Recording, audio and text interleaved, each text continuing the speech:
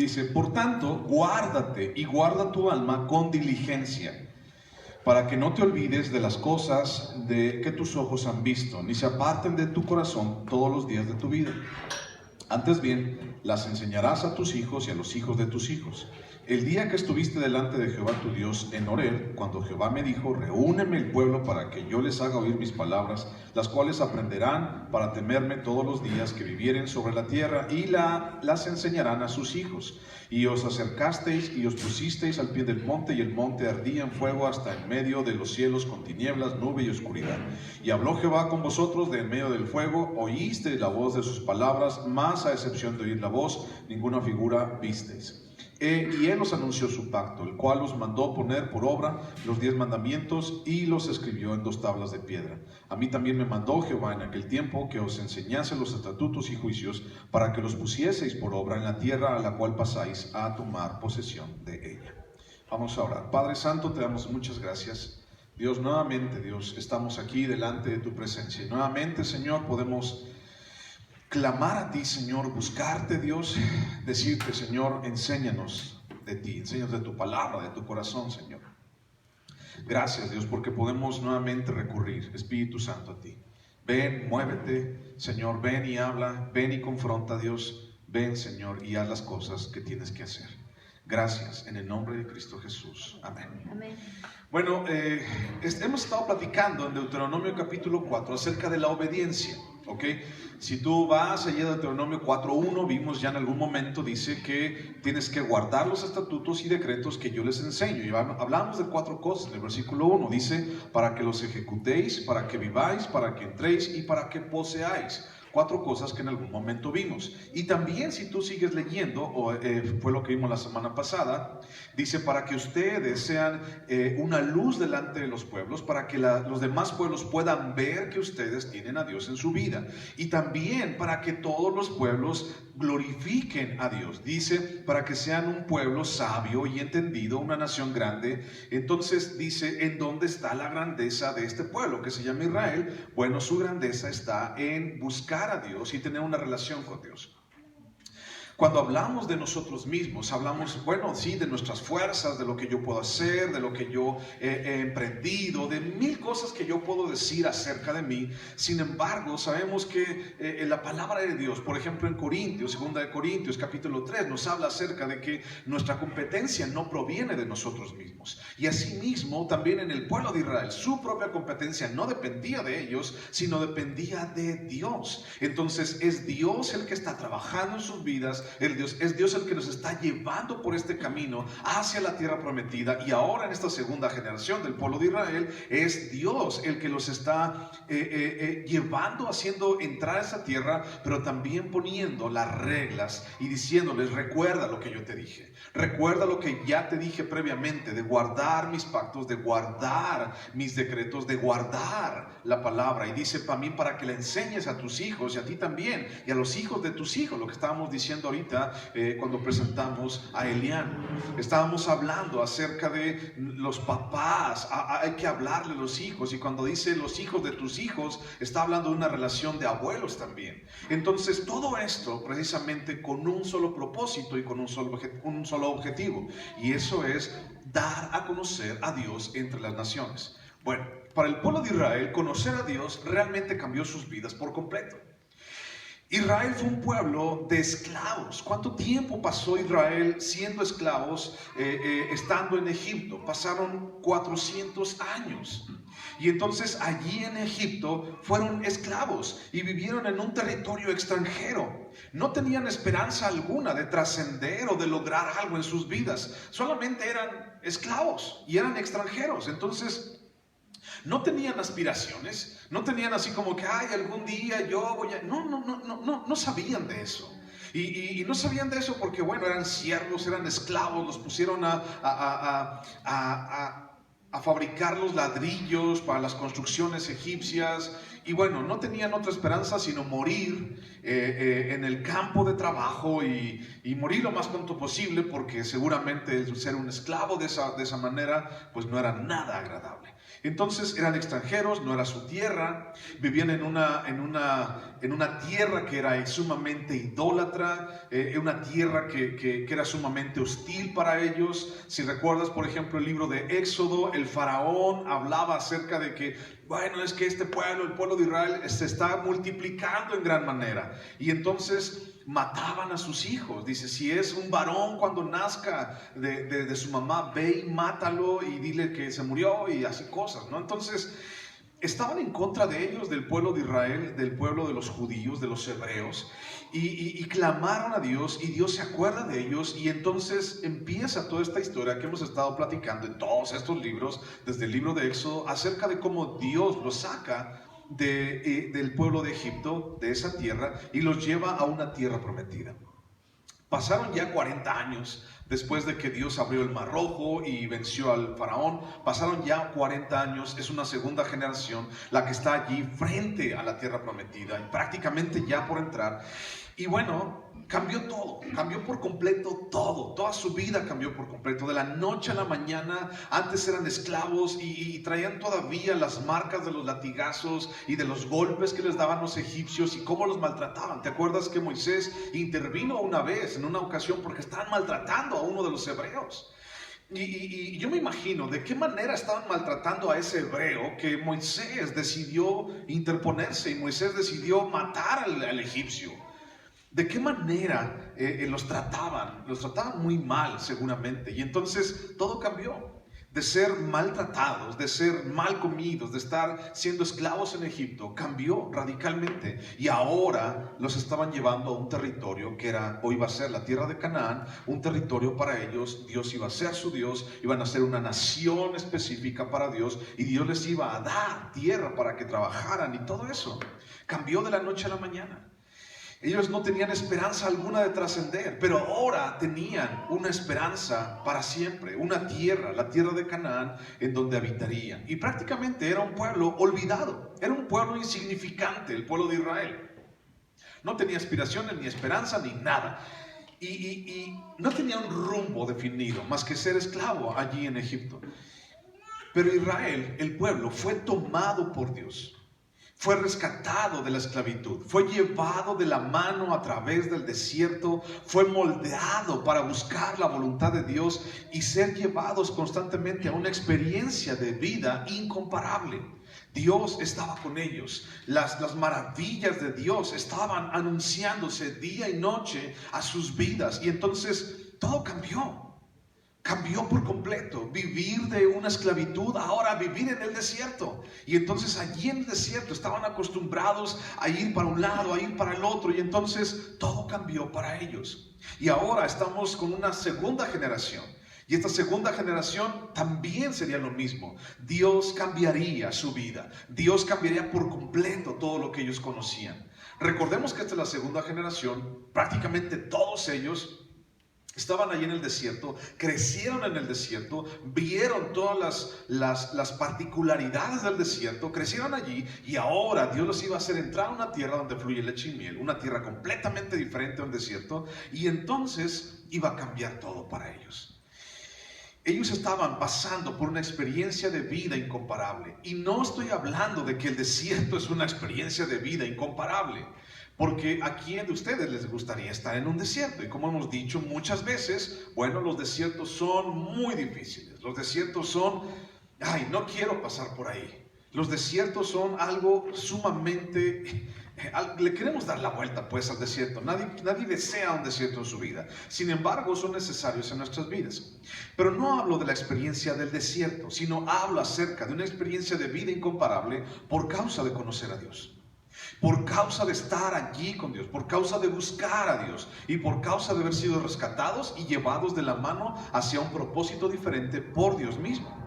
Conocer a Dios y ser sustentados por Él solo es una faceta de nuestro caminar. Ok, yo quiero conocer a Dios, yo quiero estar con Dios, yo quiero caminar con Dios. Sí, está bien. pero solamente es una faceta, porque necesitamos como hijos de Dios y como su pueblo conocer la voluntad de Dios, ejecutar la palabra de Dios y también dejarnos guiar y dejarnos dirigir por los estatutos que Dios tiene para nosotros. Y eso también es la palabra de Dios en nuestras vidas. Es una parte que no muchos realmente ejercitamos. El asunto de seguir y conocer la voluntad de Dios. Para nosotros, para mucha gente es muy fácil. Ah, sí, Dios es mi Salvador. Ah, sí, Dios es aquel que me compró con su sangre. Qué bonito, y soy un hijo de Dios y ya, nada más. Sin embargo, no mucha gente está dispuesta y no mucha gente nos gusta ser guiados y dirigidos por la palabra de Dios en nuestras vidas. Es una parte que nos cuesta trabajo todavía. ¿Y por qué? Bueno, porque queremos seguir viviendo conforme a lo que yo quiero, y quiero seguir viviendo alimentando mi ego, alimentando mi pecado, alimentando tantas cosas que muchas veces hemos platicado. Pero vivir la experiencia, los milagros, las maravillas de Dios es algo grandioso. Es algo que tú y yo todos los días podemos vivir y podemos experimentar.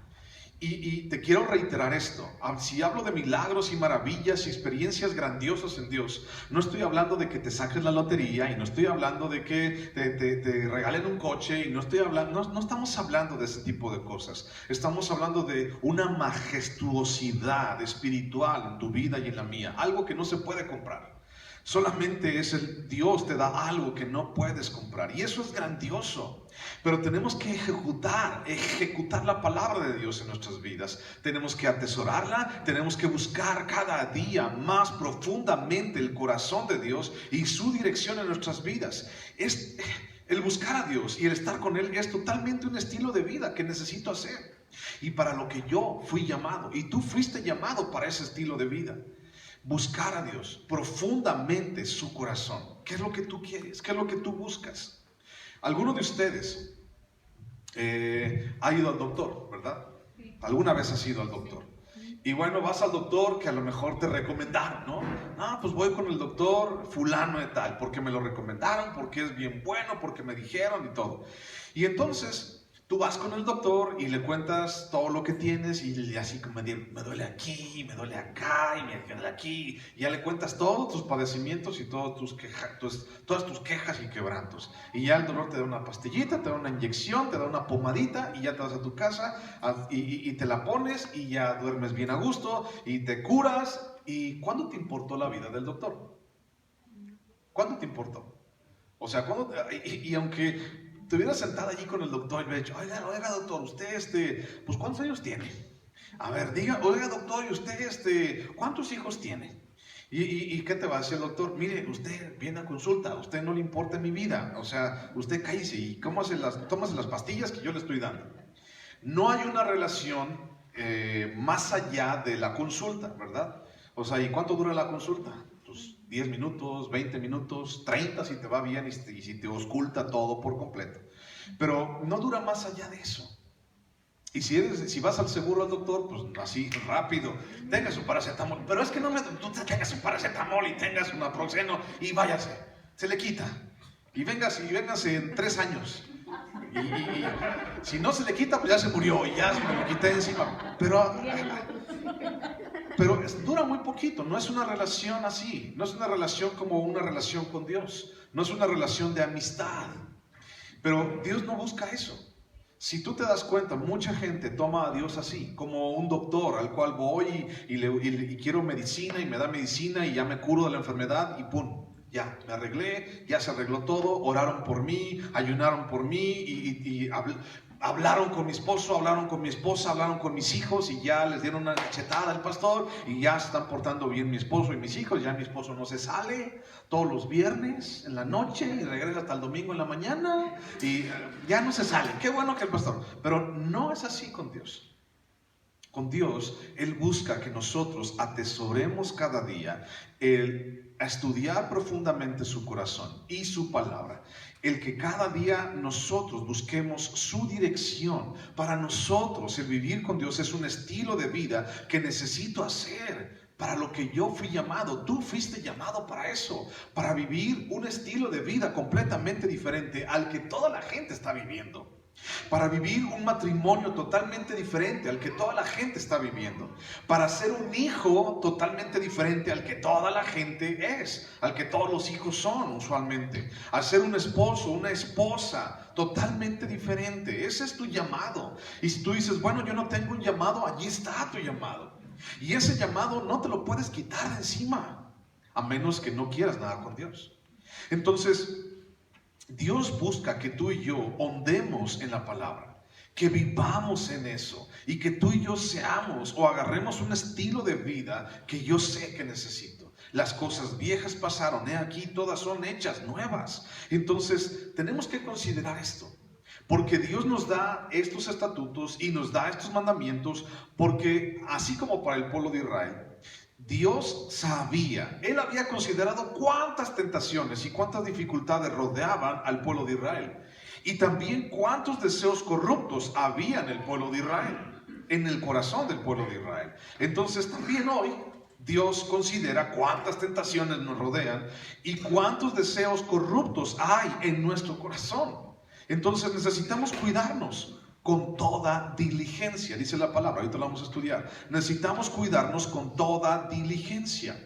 Bueno, el amor por Israel, el amor de Dios por Israel, es la base de la ley de Moisés. Mucha gente puede decir, es que yo no voy a la iglesia, es que yo no camino este camino, porque ahí son puras prohibiciones, ahí nada más me van a prohibir esto, me van a prohibir aquello, que no sé qué, que no sé cuánto. Pero el amor por Israel es la base de esta ley. La ley de Moisés. Y entonces Dios amaba al pueblo de Israel, y por causa de las tentaciones y por causa del corazón corrupto que tenía el pueblo de Israel, Dios establece esto, lo que llamamos la ley. Y entonces el pueblo tenía que obedecer y reflejar esa ley en su vida, y reflejar su condición, reflejar el pacto que Dios tenía con ellos, reflejar que ellos eran dirigidos por Dios, y también reflejar sus intereses y su propósito y su ciudadanía. Todo esto tenían que reflejarlo, y lo podían hacer de una sola manera. ¿Y cuál es esa manera? Obedeciendo y ejecutando la palabra de Dios en su vida. Entonces todos los demás pueblos alrededor de ellos se daban cuenta de qué tipo de personas eran ellos, qué tipo de ciudadanía tenían ellos, qué tipo de dirección llevaban ellos a cabo, qué tipo de intereses tenían ellos o qué propósito tenían para su vida. Todos alrededor se daban cuenta de esto. Más adelante en el libro de Josué vemos a una mujer llamada Rahab. ¿Te acuerdas de esa mujer? Una ramera de la ciudad de Jericó. Y entonces cuando los dos espías que mandó Josué entraban a la ciudad de Jericó, entraron con esta mujer y le dijeron, ayúdanos porque nos están persiguiendo. Y ella dijo, miren, yo los puedo ayudar, pero necesito que ustedes me salven, porque conozco que Dios es un Dios celoso, conozco que Dios es un Dios grandioso y maravilloso, y guarden mi vida y la vida de mi familia. Y ellos dijeron, sí. ¿Cuál es el mensaje aquí? Bueno, esta mujer ajena al pueblo de Israel sabía quién era Dios. Reconocía, había escuchado quién era ese Dios en el cual los israelitas creían, en el cual los hebreos estaban confiando. Y entonces esta mujer llamada Rahab decidió confiar en ese Dios y dijo, yo quiero confiar en ese Dios. Otra mujer llamada otra mujer llamada Ruth, ella también dijo a Noemí, su suegra, le dijo, yo quiero caminar ese camino que Dios tiene para mí. Tu Dios será mi Dios, tu pueblo será mi pueblo. Porque sabían ellos quién era Dios y sabían todo lo que podía hacer. ¿Tú a poco no crees que Moisés Cruz Vázquez lo sacó ahí en las noticias, así como que el día de hoy se abrió el Mar Rojo, vengan todos a ver, y el faraón está ahí tirado y todo ahogado con sus caballos y sus carros de guerra, vengan a ver? ¿Tú a poco no crees que la gente dijo eso? Claro que lo dijo, si la gente es bien chismosa. Bueno, nomás en el rancho. Pero en aquel otro rancho, ya de bien lejos. Aquí alrededor, no, la gente no es chismosa. Y entonces, ¿tú crees que no dijeron? Claro que lo dijeron. Y entonces la gente de arriba, como los madianitas, como los amorreos, ¿te acuerdas? De Seón, de Og, todos ellos, los descendientes de Saúl, los de Edom, todos ellos habían visto al pueblo de Israel allí dar vueltas durante 40 años en el desierto, imagínate. Y ellos allá arriba, ¿te acuerdas de Balaam y Balac? Ellos viendo al pueblo de Israel desde arriba de las montañas y diciendo, ¿y ese pueblo qué anda? ¿Por qué está dando vueltas allí 40 años en el desierto? ¿Quién sabe? Pero su Dios es más grande que el de nosotros. Maldícelo, decía Balac a Balaam, maldícelos para que no lleguen y no nos causen daño a nosotros. Y entonces, ¿te acuerdas de la historia de Balaam? No pudo maldecirlos porque Dios no le dejó. Y entonces la gente de alrededor sabía quién eran ellos y sabía quién era Dios también. Entonces, así, bien chismosos, pues bueno, decían, Dios es más grande, Dios sí nos va a ganar. No, ese Dios no es más grande que toda nuestra bola de changos plataneros que tenemos nosotros. Ese Dios sí es real. Y mucha gente se cambió allí. Y la ley también habla acerca de extranjeros. Dice, muchos extranjeros se hicieron a las creencias religiosas de lo que el pueblo de Israel tenía. Muchos egipcios salieron también con ellos, cuando salieron ellos de Egipto. Entonces Israel tenía un Dios, Israel tenía un Señor, y hacer su voluntad es parte de su identidad. En otras palabras, hacer la voluntad de Dios es parte de mi ADN. ¿Ok? En tu ADN, ¿sabes lo que es el ADN, no? Es la forma de cómo tú estás constituido molecularmente hablando. Son células muy pequeñas. Es algo así como la receta la cual siguió tu cuerpo, tus células para ser quien eres tú el día de hoy, ¿no? Y entonces tu ADN dijo que tú deberías de tener ojos verdes. Tu ADN dijo que tú deberías de tener una greñota largota. Tu ADN dijo que tú eras bien alto o chaparrito. Ese es tu ADN. Y entonces tu ADN dicta cómo tú eres, ¿no? Y tu ADN también trae que la diabetes y que me duele acá y que me duele allá. También lo trae en tu ADN. Son cosas hereditarias. Pero ahora, cuando tú y yo conocemos a Dios, entonces nuestro ADN, nuestra identidad, nuestra naturaleza ya no es de este mundo. Nuestra naturaleza pertenece a Dios y nuestra identidad le pertenece a Dios. Y entonces tu voluntad y la mía son voluntad de Dios. Y entonces conocer a Dios, hacer evidente a Dios, seguir el pacto de Dios, buscar la dirección de Dios, buscar los intereses de Dios y buscar el propósito de Dios está corriendo en mis venas y en tus venas también. Y tal vez has dicho, o has pensado, o has sentido, o no sé, es difícil. Señores, que es difícil, la neta, es difícil hacer tu voluntad. Sin embargo, tú sabes cuando te digo esto, que allí está. Aunque a veces no lo hagas, allí está el Espíritu Santo diciéndote, aguas, ¿qué onda? ¿Qué pasó? ¿No hiciste? ¿Qué onda? ¿Qué pasó? Te estás tardando, aguas. Allí está el Espíritu Santo, porque está en tu ADN, corre por tus venas. Eso es para lo que fuimos llamados. Bueno, vete a Deuteronomio otra vez, Deuteronomio capítulo 4, versículo 9. Y dice, guárdate. Por tanto, guárdate y guarda tu alma con diligencia para que no te olvides de las cosas que tus ojos han visto, ni se aparten de tu corazón todos los días de tu vida. Antes bien las enseñarás a tus hijos y a los hijos de tus hijos. Dice, guárdate. Guárdate y guarda tu alma con diligencia para que no te olvides, para que no se te olvide. ¿Ok? Ninguna otra nación tenía leyes tan justas como las leyes de Dios. A Israel y el pueblo de Israel debía entender que su grandeza no estaba en el número, eran muchísimos. Su ejército eran más de 600,000. ¿Te acuerdas que una vez los contaron? No estaba en el número o en su ejército, sino estaba en su relación especial con Dios. La grandeza del pueblo de Israel estaba en tener una relación con Dios, una relación de fidelidad y una relación de obediencia a Dios también. Entonces dice, guárdate y guarda tu alma con diligencia. Y dice, para que no te olvides. ¿No te olvides de qué? No te olvides, ¿por qué? ¿Por qué yo puedo olvidar? ¿Cómo es que no puedo olvidar algo? ¿O por qué se me olvidan las cosas? ¿Cómo es que yo puedo guardar con diligencia? ¿Qué significa esa palabra de diligencia? ¿Y qué significa guardar? Y entonces, bueno, vamos a explicar un poquito. Primero, diligencia significa, por ejemplo, en el hebreo, es una palabra que es espoudazo. Es la palabra en griego, espoudazo, y significa, es donde viene la palabra speed en inglés, que es velocidad. Entonces, diligencia significa, órale, ya, hazlo, no te estés tardando. Algo así significa diligencia. Guarda tu alma con diligencia, no lo postergues, no lo dejes para mañana. Eso significa. No te olvides. ¿Cómo yo es que puedo olvidar algo? Bueno, mira, fíjate, primero, guardar. La palabra guardar en el hebreo, allí lo que estamos leyendo, es la palabra shamar. S-H. La palabra shamar. Y esta palabra significa poner cerco, ¿ok? Alrededor de algo. Entonces, cuando dice la palabra guarda con diligencia, guarda tu alma con diligencia, significa poner cerco alrededor de tu alma. Como cuando pones un cerco con espinos. ¿Por qué tú pondrías un cerco con espinos?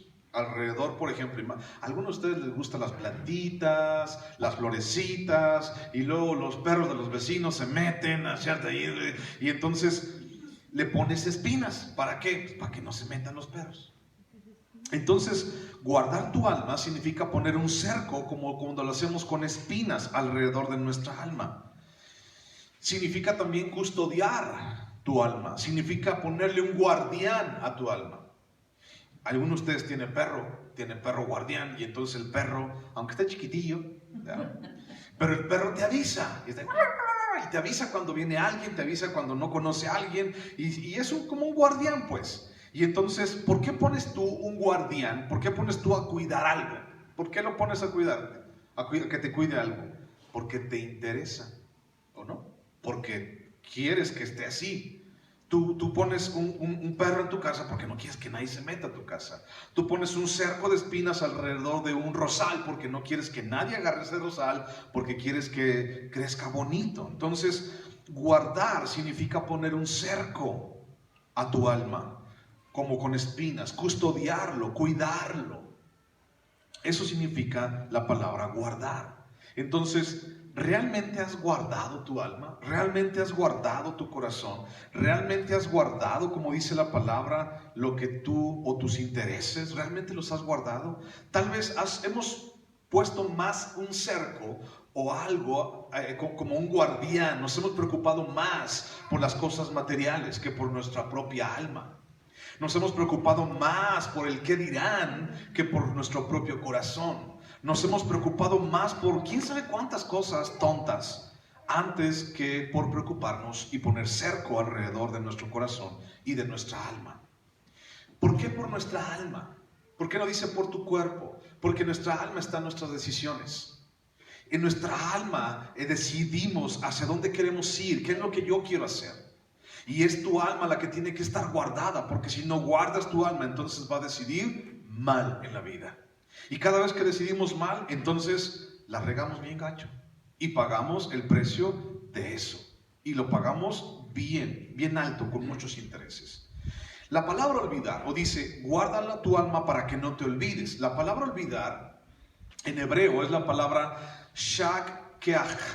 Esa es la palabra. Shakeach. Y significa estar ausente o estar ajeno de. Entonces dice, guarda tu alma, ponle un cerco para que no estés ajeno a nada de esto que te estoy diciendo. Busca Deuteronomio capítulo 6, ahí está adelantito, nomás una hoja para adelante. Deuteronomio capítulo 6, versículos 6 al 9. Deuteronomio 6, 6 al 9. Dice así. Deuteronomio 6 dice, y estas palabras que yo te mando hoy estarán sobre tu corazón, y las repetirás a tus hijos, y hablarás de ellas estando en tu casa y andando por el camino y al acostarte y cuando te levantes, y las atarás como una señal en tu mano y estarán como frontales entre tus ojos, y las escribirás en los postes de tu casa y en tus puertas. ¿Ok? ¿A quién de ustedes, igual que yo, nos enseñaron en la escuela las tablas de multiplicar? ¿Te acuerdas? Todos ustedes. Y entonces vamos a recordar un poquito, hace nada más como 3 años que fuiste a la escuela primaria, en tercero de primaria, y entonces te enseñaron las tablas de multiplicar, y te enseñaron la tabla del 3. Y entonces tienes ahí a la maestra o al maestro y diciendo, niños, repitan después de mí, 3 por 1, 3 por 2, 3 por 3, 3 por 4, 12, 3 por 5, 15, 3 por 6, 18. Y ahí tienes a los maestros, repite. Y cuando tú te equivocabas, o cuando no le hacías caso a la maestra, o cuando le jalabas las trenzas a tu compañera, o cuando de repente le tirabas la torta de jamón al otro porque te daba coraje porque tú llevabas pura torta de frijoles, Entonces te ponía la maestra, vas a escribir en tu cuaderno 1000 veces, no le debo de jalar las trenzas a Lupita, no le debo de jalar las trenzas a Lupita, no debo de enseñarle los sapos a Lupita, no debo, cosas así. Y te decía la maestra, tienes que escribirlo 1000 veces. Ay, maestra, ¿por qué tanto? Y cállese si no le digo 2000. Y ahí tienes tú repitiendo y haciendo. ¿A alguien le tocó hacer planas de me debo portar bien? Ay, sí. A ver, levanta tu mano. Sí, ya sé que sí, no te hagas. Y ahí estás haciendo, yo me debo portar bien. No debo hacer pipí fuera del baño. Y así cosas de esas. ¿Y por qué te obligaban a repetir o por qué te obligaban a hacer eso tantas veces? Ahorita yo no sé si los maestros lo hacen, pero a nosotros muchos nos tocó eso. ¿Pero por qué repetir? Porque a través de repetir y repetir algo, entonces se te graba. Se te graban las calles, se te graba por dónde tienes que llegar, se te graban los nombres. ¿Alguna vez has conocido a alguien así la primera vez y entonces le dices, ¿cuál es tu nombre? Y ya te dice, pues Chuchita, ¿no? Y ya tú, no, que sí, que no sé qué. Y no sé si te pasa, nomás soy yo. Pero a los 5 minutos se me olvidó cómo se llamaba. Y entonces muchas veces yo he estado, me he dado pena con la gente porque hace 5 minutos me dijo cómo se llamaba. Y se me olvidó. El tuyo sí me acuerdo, Marisela. Entonces, yo sí me acuerdo. Marisela. Y de repente, no sé, te pasa, y ya, hola, Carlos, me llamo Chuchita, me llamo Juanita, y tú dices, sí, ¿cómo estás? No, que llovió bien alto, que no sé qué, que todo enlodado, y que no sé qué, y ya, ¿cómo se llama? Y te da pena decirle, ¿cómo te llamas? Juanita, okay. Y no, que no sé qué. Yo soy el único, tal vez que se me olvida, pero a través de repetir, y repetir, y repetir, se te graban las cosas. Entonces, estamos diseñados para eso. Nuestra memoria está íntimamente ligada a la repetición. Ese es el diseño que Dios puso en nosotros. Miren, ¿dónde está mi esposa? Allá está mi esposa. Cuando mi esposa y yo, antes de casarnos, pues éramos novios, bueno, nos hablábamos por teléfono porque ella estaba viviendo en otra ciudad cuando estaba trabajando antes de casarnos. Y entonces, pues yo me acuerdo de su teléfono celular. 473-1000-236. Y lo marcaba, y pues ya lo marcaba en la mañana y en la tarde, y a veces me decía, no puedo, y que no sé qué, que no sé qué. Y me acuerdo del teléfono de mi novia, cuando yo le marcaba para decirle cómo está y para hablar con ella por teléfono. Pregúntame si me sé el número de mi esposa. No me lo sé. Neta, no me lo sé. Y ya nomás le dices allí, a ver, ¿cuál es? Coco, ya le pones, llamarle a Coco. ¿Cuántos limones me dijiste? ¿Leche o coca? Leche, y ya le hablas y ya, ¿no? O ya los que son más flojitos, Siri, márcale a mi esposa. Y ahí tienes marcando a tu esposa. Porque ya el teléfono es tan inteligente que es más inteligente que tú. El teléfono, sí se sabe, los teléfonos de tu esposa, de tus hijos y de todos los demás. Yo no me lo sé, el de mi esposa. Me da pena, pero no me lo sé. Lo traigo apuntado en un papelito acá para que no se me olvide, pero no me lo sé. Fíjate, qué vergüenza. ¿Y por qué ese teléfono otro sí me lo sé y no se me ha olvidado nunca? ¿Y por qué este teléfono que le hablo todos los días y que le digo y que cuántos kilos de tortillas llevo y que no sé qué, ¿por qué ese no me lo aprendo? Porque no lo he repetido. No lo repito. Y antes te puedo apostar que te sabías muchísimos números de mucha gente, de memoria, te lo sabías, porque ahí estabas haciéndole. ¿Te acuerdas de esos teléfonos? Y entonces lo repetías. Bueno, así no hacía, yo estoy haciendo como un teléfono exorcista, pero algo así hacía. Y entonces, ¿por qué lo repetías? ¿Por qué dice la palabra? Porque dice, y la repetirás a tus hijos y a los hijos de tus hijos. ¿Por qué dice la palabra eso? Porque estamos diseñados para repetir. Y es así, de esa manera, como se nos graba en la memoria, repitiendo y repitiendo y repitiendo una vez más. Entonces, es necesario que lo repitamos. ¿Y cómo puedo yo no olvidar lo que Dios hizo conmigo? Repitiéndolo, acordándote otra vez. ¿Cómo puedo yo guardar con diligencia mi alma? O sea, ponerle un cerco como con espinos y custodiar mi alma para que no se me olviden las cosas, repitiendo. Repitiendo y repitiendo. ¿Repitiendo qué? Repitiendo la palabra en tu vida. Allí está la fórmula, allí está la receta para tomar buenas decisiones, mi hermano. Repetir la palabra de Dios en tu vida. Repetirla para que te la aprendas. Si tú eres así como muchas personas somos, que decimos, es que no se me pega nada, es que no se me pega nada. Bueno, ¿cómo te llamas? Pues me llamo fulano de tal. ¿Y por qué te llamas así? Pues porque toda la vida me lo han repetido. Ah, ¿verdad que sí se te puede grabar? Sí se te pueden grabar las cosas. El asunto es tenemos que poner diligencia, tenemos que poner empeño. Ahí mismo Deuteronomio capítulo 8, versículo 11. Deuteronomio 8, 11. Dice: cuídate de no olvidarte de Jehová tu Dios para cumplir sus mandamientos, sus decretos y sus estatutos que yo te ordeno hoy.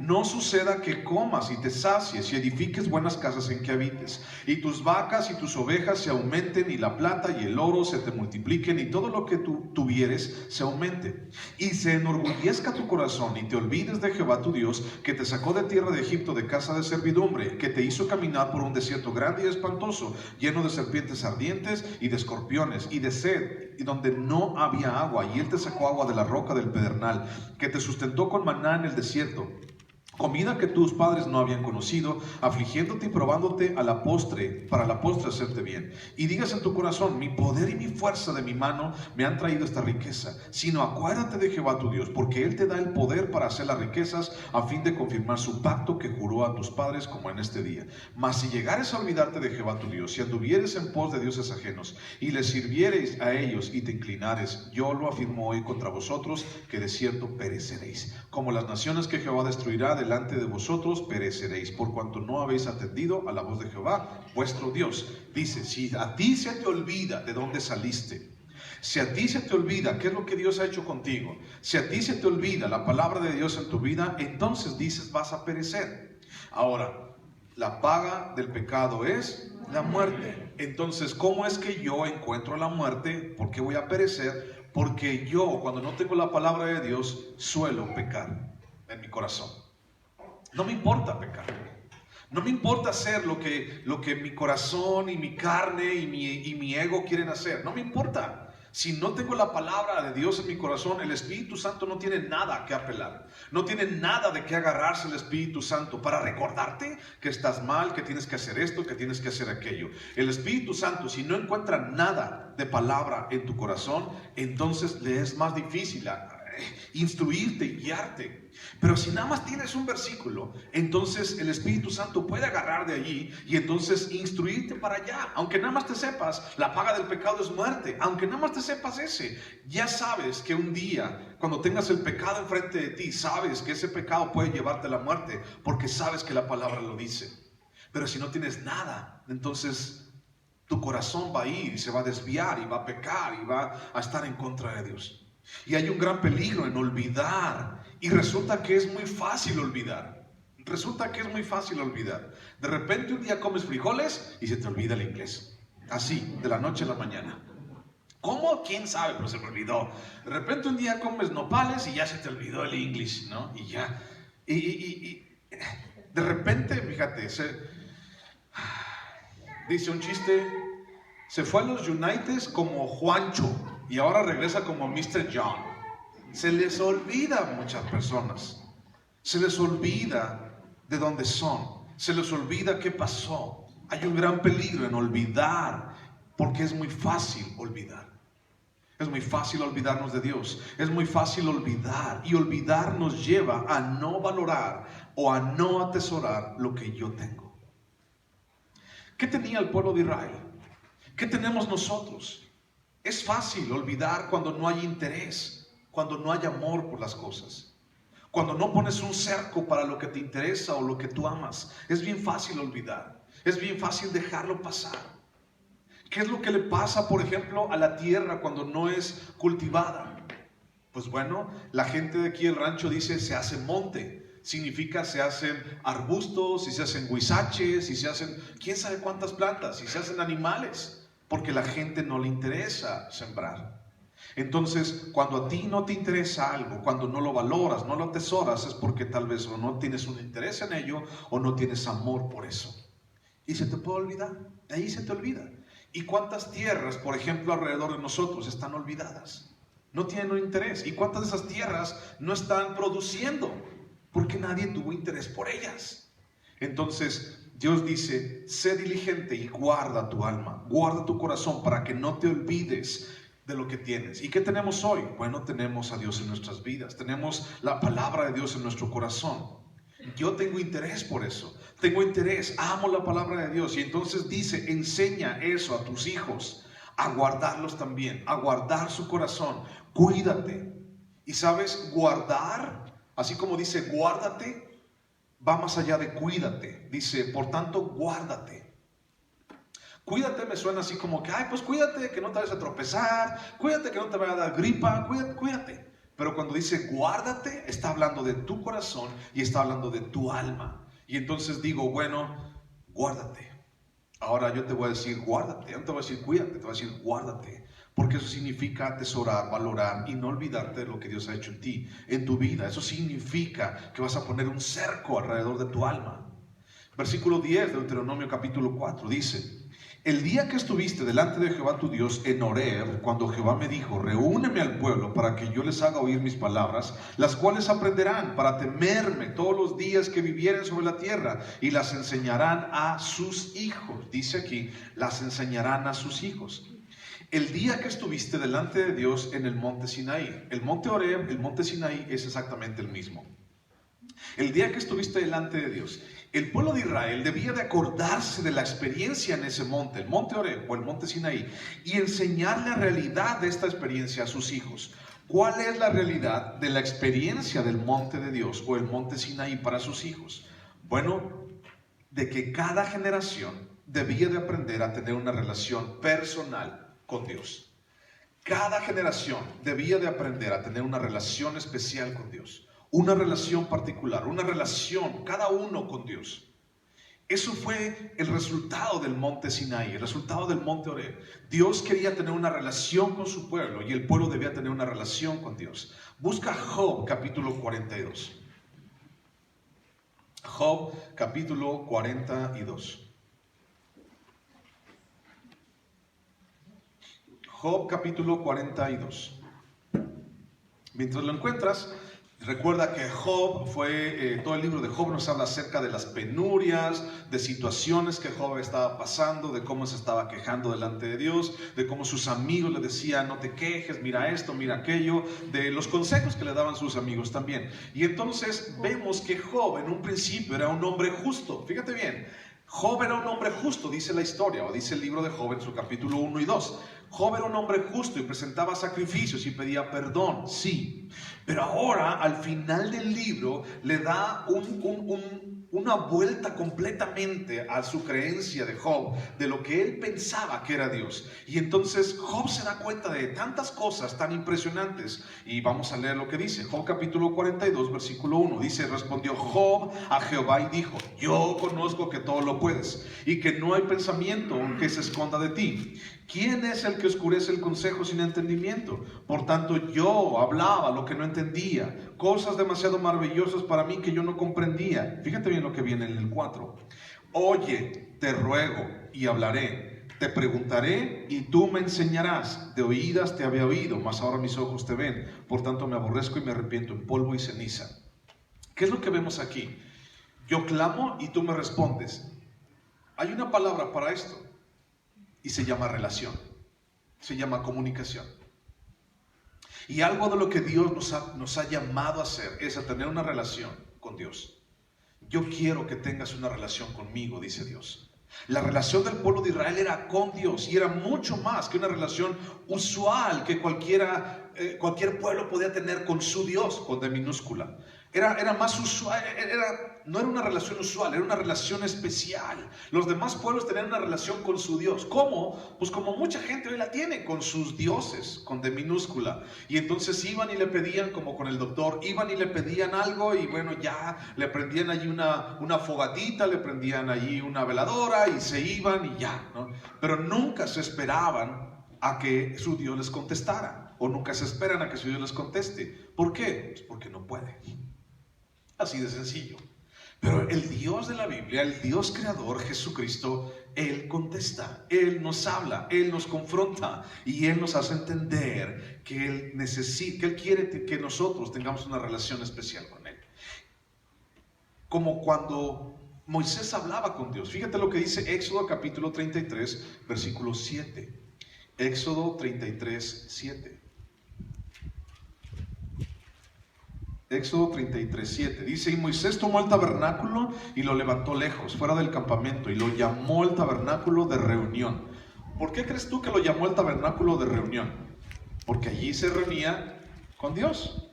Y cualquiera que buscaba a Jehová salía al tabernáculo de reunión que estaba fuera del campamento. Y sucedía que cuando salía Moisés al tabernáculo, todo el pueblo se levantaba y cada cual estaba en pie a la puerta de su tienda y miraban en pos de Moisés hasta que él entraba en el tabernáculo. Cuando Moisés entraba en el tabernáculo, la columna de nube descendía y se ponía a la puerta del tabernáculo y Jehová hablaba con Moisés. Y viendo todo el pueblo la columna de nube que estaba a la puerta del tabernáculo, se levantaba cada uno a la puerta de su tienda y adoraba.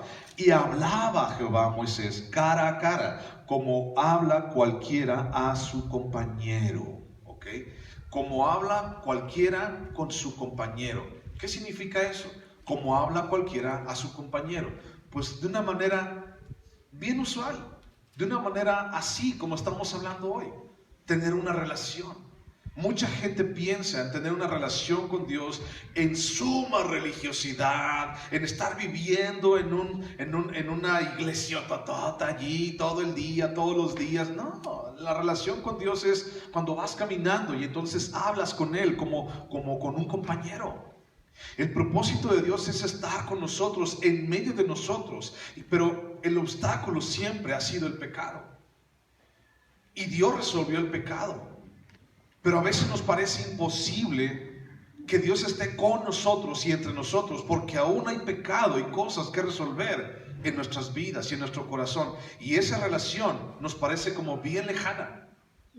Si yo te pudiera decir, bueno, tú puedes hablar con Dios como con tu compañero, como con tu amigo. Todos tenemos compañeros de trabajo, amigos tal vez, y hablamos con él. Mira, ¿cómo te parece? Que no sé qué, que esto, que aquello, que... Y bueno, así, o sea... Así como Moisés hablaba con Dios, tú y yo también podemos hacerlo. Entonces esa relación del pueblo de Israel era especial porque no cualquiera la tenía. Esa relación que el pueblo de Israel tenía es la relación que tú y yo podemos tener hoy o que tenemos el día de hoy. Pero a veces nos parece imposible o bien alejado que Dios esté con nosotros o entre nosotros. ¿Por qué? Isaías capítulo 59. ¿Por qué nos parece tan lejos a veces Dios en nuestras vidas? ¿Por qué parece que está bien lejos? Isaías capítulo 59.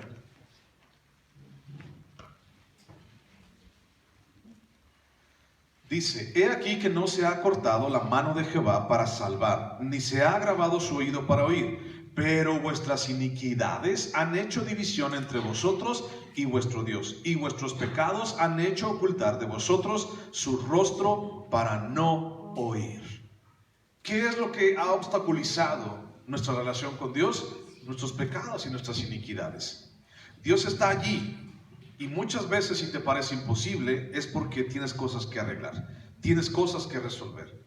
La grandeza del pueblo de Israel estaba en su relación con Dios. La grandeza de nosotros como iglesia está en nuestra relación con Dios, con Cristo Jesús. Deuteronomio capítulo 4 versículo 11 dice, 11 y 12 dice, y os acercasteis, cuando estaban en el monte Horeb, y os acercasteis y os pusisteis al pie del monte, y el monte ardía en fuego hasta en medio de los cielos con tinieblas, nube y oscuridad, y habló Jehová con vosotros del medio del fuego, oísteis la voz de sus palabras, mas a excepción de oír la voz, ninguna figura visteis.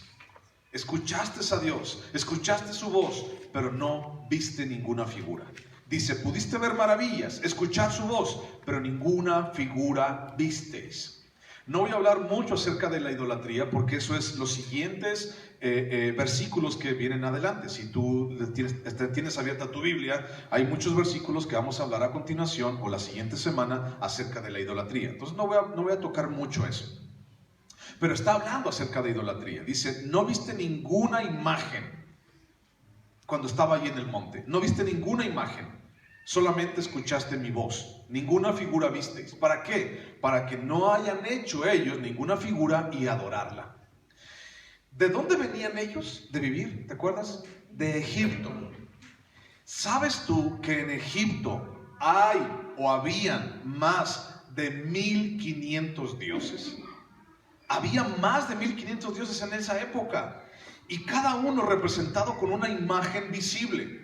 Un dios que tenía la cabeza de rana, otro que tenía la cabeza de chacal, otro tenía la cabeza de halcón, y así, otro de vaca, otro de buey, otro de muchas cosas. Más de 1500 dioses, y cada uno era representado en una imagen visible. Cuando vinieron de Egipto e hicieron el becerro de oro, ¿te acuerdas? Sí. El becerro de oro, habían salido apenas de Egipto. ¿Por qué hicieron un becerro de oro? Porque querían tener algo visible delante de ellos, al cual dijeran, este es mi Dios. Porque eso es lo que venían aprendiendo desde hace mucho tiempo, 400 años atrás.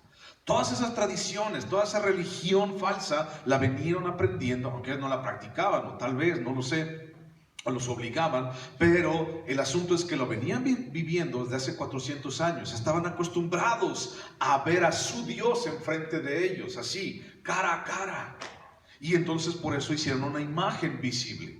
Cuando Dios se presenta delante del pueblo de Israel, entonces Dios habla con el pueblo de Israel y escuchan su voz, pero no ven nada. Y entonces para muchos el día de hoy, el no ver a Dios es algo así como que no me cuadra algo, ¿no? Y por eso la gente alrededor de nosotros, y por eso la religión popular está llena de imágenes, porque cada quien quiere ver a Dios. Y peor, cada quien quiere ver a Dios a su propia manera, y ponerle la nariz como quiere y ponerlo como quiera. ¿Recuerdas un poquito qué significaba guardar? Guardar significa como poner un cerco a tu alma, ¿te acuerdas? Y entonces, ¿dónde están tus decisiones? En tu cabeza, en tu alma. ¿Dónde están tus sentimientos? En tu cabeza, en tu alma. ¿Qué fue lo que le pusieron a Jesús en su cabeza?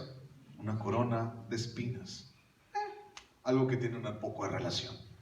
Entonces el ser humano tiene déjame decírtelo de esta manera, el ser humano tiene una morbosa necesidad de ver. ¿Sí o no? El ser humano tiene una morbosa necesidad de ver, pero ver lo que le interesa ver, según sus concupiscencias, según su pecado.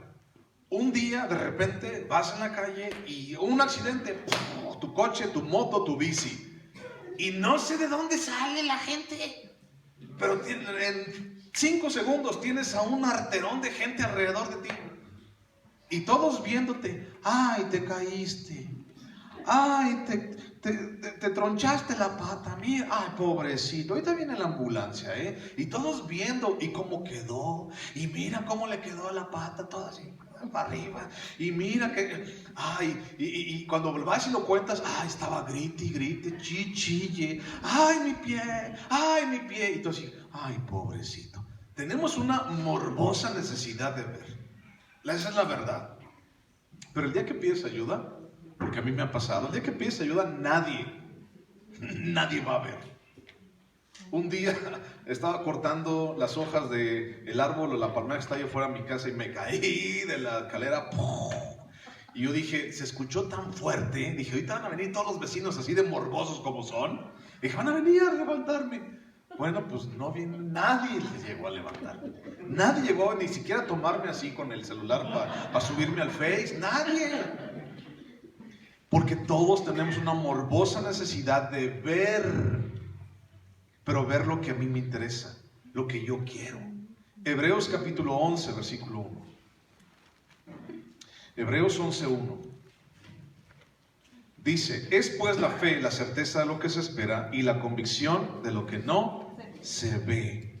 Porque por ella alcanzaron buen testimonio los antiguos. Por la fe entendemos haber sido constituido el universo por la palabra de Dios, de modo que lo que se ve fue hecho de lo que no se veía. Y entonces más adelante en el versículo 6 dice, pero sin fe es imposible agradar a Dios, porque es necesario que el que se acerca a Dios crea que le hay y que es galardonador de los que le buscan. Eso nos habla acerca de que nuestra fe no está basada o está confiando en algo que se ve, sino en algo que no se ve. Si tu fe está basada en algo que se ve, entonces no es fe.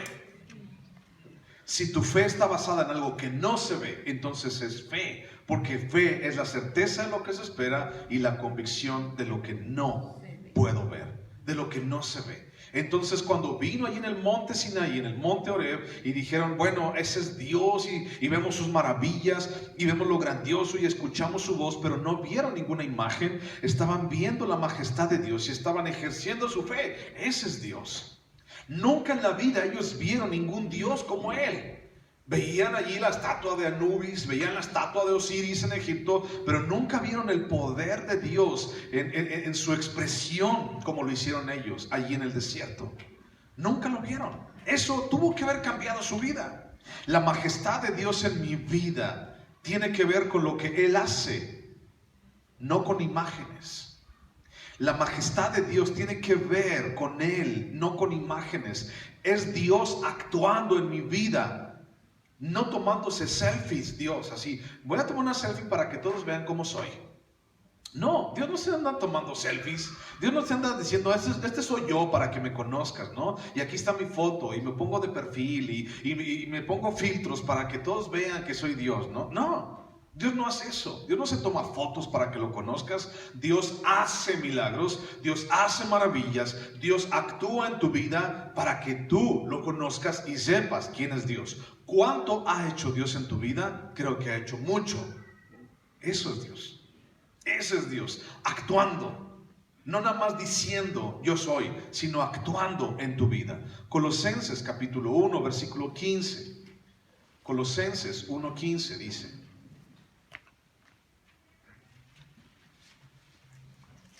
Colosenses 1:15 dice, Él es la imagen del Dios invisible. Está hablando de Jesús. Él es la imagen del Dios invisible, primogénito de toda creación, porque en Él fueron creadas todas las cosas, las que hay en los cielos y las que hay en la tierra, visibles e invisibles, sean tronos, sean dominios, sean principados, sean potestades, todo fue creado por medio de Él y para Él. Y Él es antes de todas las cosas, y todas las cosas en Él subsisten. Todas las cosas por Él fueron creadas, todas subsisten en Él. Él es la imagen del Dios invisible. Ahora busca Hebreos 1:3. Hebreos 1:3. Y dice, el cual, estamos hablando de Jesús, el cual siendo el resplandor de su gloria y la imagen misma de su sustancia, otra vez, el cual siendo el resplandor de su gloria y la imagen misma de su sustancia, y quien sustenta todas las cosas con la palabra de su poder, habiendo efectuado la purificación de nuestros pecados por medio de sí mismo, se sentó a la diestra de la majestad en las alturas. Cuando hablamos de Jesús, hablamos de la imagen del Padre. Cuando hablamos de Cristo, hablamos de la imagen de ese Dios que estaba allí en el monte Sinaí.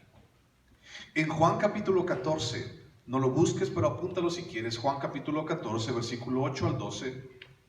Felipe se acerca con Jesús y le dice, Maestro, muéstranos al Padre. Y Jesús le contesta, tanto tiempo he estado con vosotros, Felipe, y no te das cuenta que estoy frente a ti. Porque el Padre es en el Hijo y el Hijo es en el Padre. Y dice Jesús, yo no hago las cosas de mí mismo, sino el Padre que está en mí, Él me dice lo que tengo que hacer. Entonces hay una relación aquí muy importante. En el libro de Juan, capítulo 1, dice que el Verbo, en el principio era el Verbo, y el Verbo habitó entre nosotros, y el Verbo era con Dios, y el Verbo era Dios, y vino a nosotros. Hay una relación entre Padre, Hijo y Palabra. Padre, Hijo, Palabra. La imagen de Dios, el Padre, está en el Hijo, y la imagen del Hijo está en la Palabra, que es el Verbo. Y al revés, si tú quieres conocer a Dios, tienes que conocerlo a través de la Palabra, que es la imagen de ese Dios invisible, el resplandor de su gloria, la imagen misma de su sustancia, que a su vez está en el Hijo Jesús, que a su vez es el Padre. Entonces, si has visto a Jesús, has visto al Padre. Oísteis, dice, la voz de sus palabras. ¿Qué es lo que hoy tenemos entre nuestras manos? Sus palabras. Estas son sus palabras. Y si tú quieres conocer a Dios, ve a su palabra. Si tú quieres saber quién es Dios, ve a su palabra. Y más, su palabra ejecutada y cumplida a través de Jesús, que es el verbo, la acción del amor de Dios por su pueblo. La acción de Dios por sus hijos. ¿Y cuál es la acción de Dios por sus hijos? Que mandó a su hijo a morir en la cruz para que el pecado sea perdonado y para que todos tengamos acceso al Padre. Esa es la palabra, esa es la promesa, ese es el Hijo, ese es el Padre. No tomándose selfies. ¿Para qué quieres una imagen de Dios si no lo adoras? ¿Para qué quieres una imagen de Dios si no te importa? Si lo vas a traer guardado en la cartera. Mejor conoce a Dios y que Dios obra en tu corazón y obra en tu vida. Oye la voz de sus palabras y ejecuta la voz de sus palabras. Últimos versículos 13 y 14 de Deuteronomio 4. Dice, versículo 13: y Él os anunció su pacto, el cual os mandó poner por obra los 10 mandamientos y os escribió en 2 tablas de piedra. A mí también me mandó Jehová en aquel tiempo que os enseñase los estatutos y juicios para que los pusieseis por obra en la tierra a la cual pasáis para tomar posesión de ella. Dice, y os anunció su pacto, dice. Estaban ahí en el monte Sinaí, vinieron todos, se hicieron una congregación alrededor del monte Sinaí y les anunció su pacto. Dios estableció un cambio radical totalmente en la vida de Israel a partir del monte Sinaí. Primero ellos fueron esclavos, después fueron rescatados, pero ahora Dios traería a ellos un propósito. Ser diferentes es el propósito, ser diferentes de las demás naciones, ser luz a las naciones, ser un ejemplo a las naciones, tener una relación con Dios y hacer deseable el nombre de Dios entre las naciones. Ese es el propósito de Dios. Eso es el cambio que Él quería para el pueblo de Israel. Éxodo 19:5 dice, Éxodo 19:5. Éxodo 19:5. Antes eran esclavos, después fueron rescatados y ahora tienen un propósito de vida. El pueblo de Israel. Antes no lo tenían. Éxodo 19:5 dice, ahora pues, si diereis oído a mi voz y guardareis mi pacto, vosotros seréis mi especial tesoro sobre todos los pueblos, porque mía es toda la tierra. Y dice este pasaje, vosotros seréis mi especial tesoro. Qué padre está eso. Está muy chido ser el especial tesoro de Dios. Eso está muy padre, pero se nos olvida la primera parte. ¿Y cuál es la primera parte? Si guardas mi pacto, si tú cumples mis mandamientos. Un pacto establece responsabilidad de las dos partes que firman. Este pacto establecería las reglas de una comunidad del pueblo de Israel y una relación con Dios. Es un pacto que ellos debían de seguir y debían de obedecerlo. Y ellos serían preservados también. Dios les ayudaría, Dios los guiaría, Dios estaría con ellos siempre. Mateo 5:16. Mateo 5:16.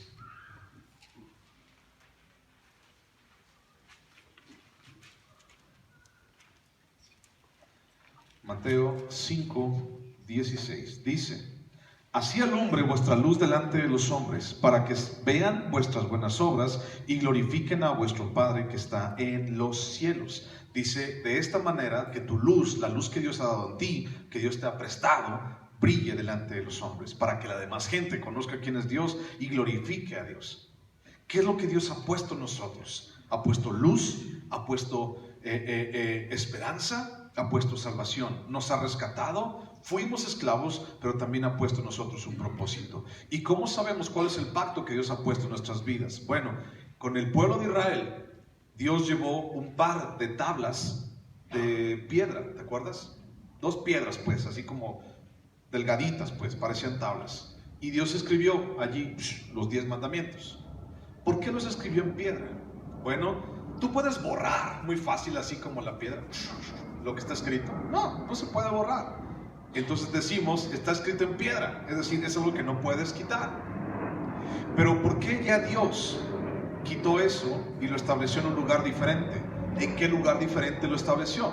Bueno, vamos a buscar unos versículos. Vamos a buscar primero Romanos capítulo 10, Romanos capítulo 10, versículo 8. Romanos 10, 8.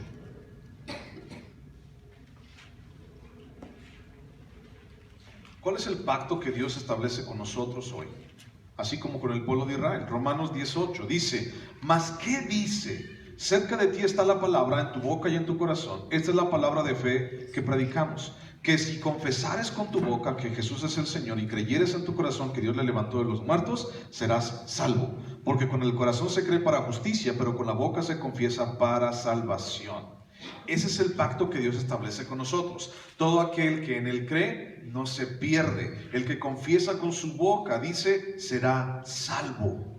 Ese es el pacto que Dios establece con nosotros. Ahora busca 1 Corintios 11. 1 Corintios 11.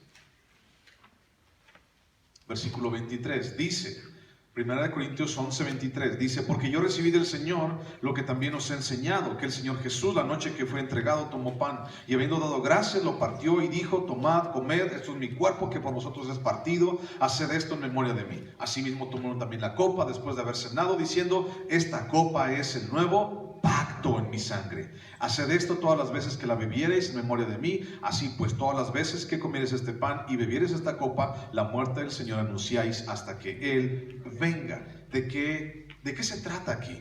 Bueno, Dios estableció con Israel un pacto escrito en tablas de piedra.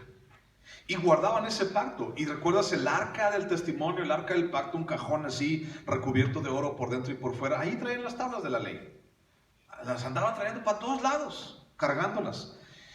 Pero Dios ahora establece en nosotros un nuevo pacto.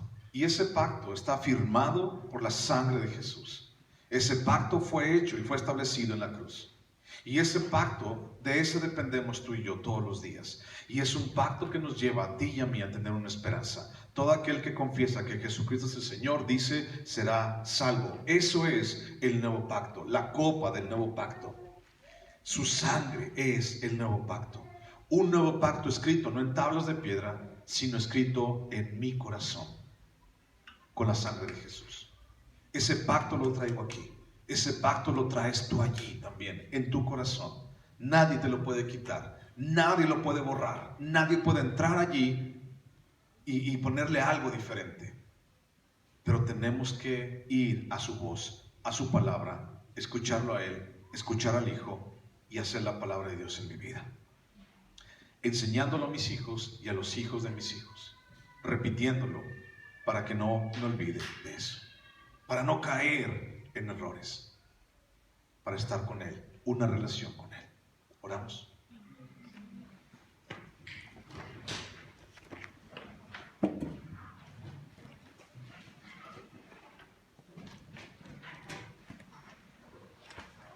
Señor Dios, te doy gracias, Padre, por este día, Señor, que nos has dejado ver tu misericordia y tu amor. Por este día, Señor, en el cual nos regocijamos, Señor, de tenerte como Rey y Salvador. Y hoy, Señor, tan solo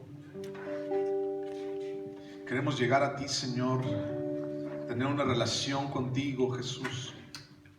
Buscarte, Señor, en adoración cada día. Llevar nuestro corazón, Señor, a ser como tú. Has hecho tanto en nuestras vidas y nunca queremos olvidarnos de eso, Señor. Has hecho tanto, Señor, y hoy te damos las gracias.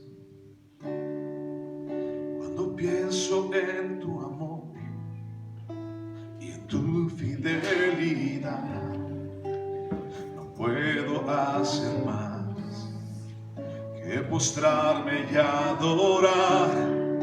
Cuando pienso en cómo he sido y hasta dónde me has traído, me asombro de ti.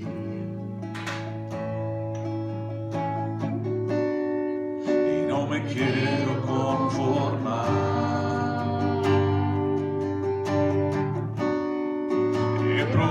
Y quiero más. Yo quiero enamorarme más de ti. Enséñame a amarte y a vivir conforme a tu justicia y tu verdad.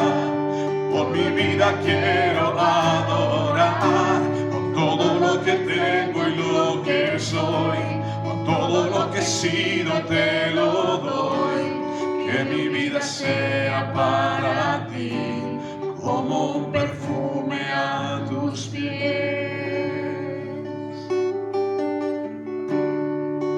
Cuando pienso en tu cruz y en todo lo que has dado, tu sangre por mí, por llevar mi pecado.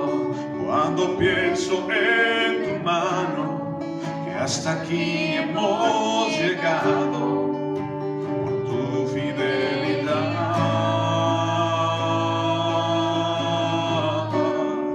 y no me quiero conformar. He probado y quiero más. Yo quiero enamorarme más de ti.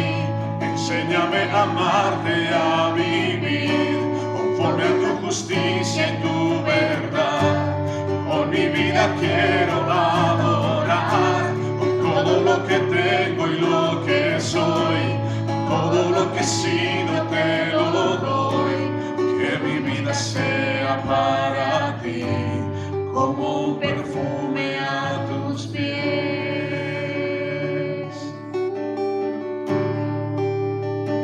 Gracias, Padre, porque nos has rescatado, porque nos has permitido, Señor, llegar a ti. Enamóranos, Dios, cada día más de ti, Señor, para nunca olvidarte, para cada día, Señor, estar allí donde quieres que estemos, haciendo tu voluntad, Señor, buscando tu rostro y teniendo una relación, Señor, como quien habla con su compañero, contigo, Jesús. Bendecimos tu nombre y te damos gracias. Gracias por la vida de mis hermanos. Gracias, Señor, porque los trajiste hasta acá con bien. Y te pido, Señor, que los lleves a casa con bien. Bendice su casa, sus familias. Bendice, Señor, su corazón. Ayúdales a cada uno, Padre, a confiar con todas sus fuerzas en ti. Te lo pido en el nombre de Jesús. Amén, Señor. Amén. Muchas gracias por estar aquí. Que Dios te bendiga, que Dios te guarde, que Dios te sustente y te lleve en sus manos. Gracias. Un abrazo para todos. Amén.